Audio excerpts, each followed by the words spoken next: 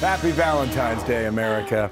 All right, now, the movement to legalize pot getting some support from the American people. New Fox polling shows 50% of those we asked support it. The president even saying that pot's no worse than alcohol. But a former drug dealer warning against the dangers of pot, especially for young people. Travis Waters wrote the book, The West Coast Kid, My Redemption, a former associate of Colombian kingpin Pablo Escobar.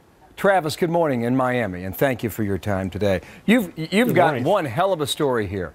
You did time when you were 23 years old. You were in jail for 6 years. You worked for Escobar. Why did you allow yourself and your life to go that way? You know, influence.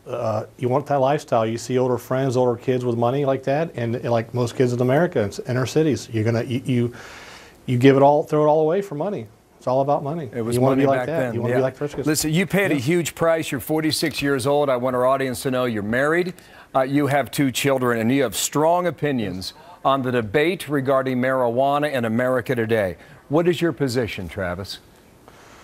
I oppose marijuana. I'm dumbfounded that states would even consider legalizing marijuana. And President Obama coming out with that comment that he made about marijuana not being no more dangerous than cocaine or cigarettes and alcohol. I wonder what he was smoking when he would, what state of mind he was in. Was he smoking when he said that? I'll never understand why he would say something like that. I get Listen, so many. Why don't we just let's just for the record, he compared it to alcohol. Alcohol when he and offered cigarettes. his comment about that. Yes. Alcohol and cigarettes. But your big concern is about children in America and what they are learning or not learning based on this debate. Now, do you believe that marijuana is a gateway drug, Travis? Yes, and I hear that a lot from everybody. Marijuana is a gateway drug. All drugs are gateway drugs to other drugs. There's not one kid I talk to in high schools or treatment centers or alternative schools that tell me that they only do one drug. They might have a drug of choice, but they all do 3 or 4 different drugs. Every drug's a gateway to the next drug. Now, you talk also about the criminal implications of marijuana. What do you mean by that? And why is that not part of the national discussion?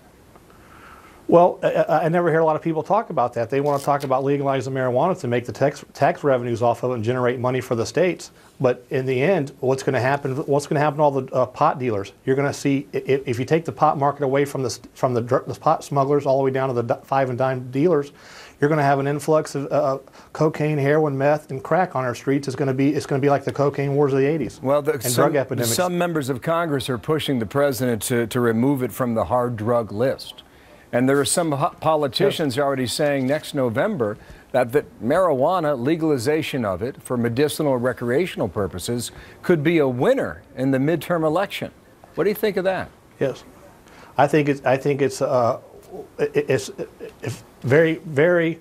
The law they're trying to pass here is going to be so destructive to the young adults in America, especially the inner city kids, to try to get a law passed for kids to do any kind of drugs, to even condone it. Travis Waters, thank you for sharing your story. The book is called The West Coast Kid, and I think your story is probably something that really has not been part of the national discussion as this starts to move into several dozen states across the country. Thank you for your time today. And to our viewers at home, talk to us on Twitter, @BillHemmer and @Martha McCallum. We're taking your thoughts on this throughout the day today. Interesting story.